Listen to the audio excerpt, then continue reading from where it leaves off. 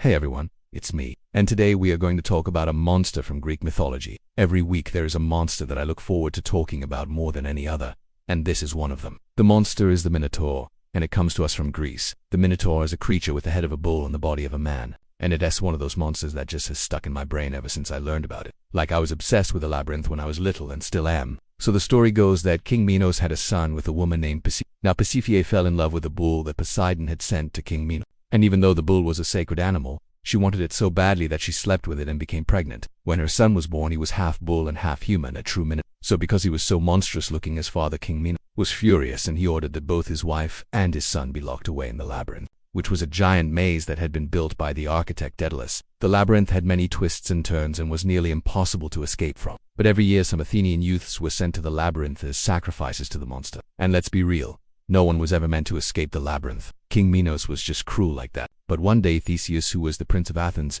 decided that he was going to slay the Minotaur. He went to King Minos and said, "Hey, I'm gonna go slay your son, the Minotaur." And King Minos was like, "Yeah, okay, do that." So Theseus went into the labyrinth and he found the Minotaur and they fought. And at first it was hard for Theseus because the Minotaur was strong and swift and had sharp horns. But then Theseus remembered that the Minotaur was also very smart and had a human mind. So Theseus started talking to the monster and the Minotaur started talking back. They talked about poetry and philosophy and all sorts of stuff. And in the end, the Minotaur realized that he didn't want to fight Theseus. They became friends and then they escaped the labyrinth together.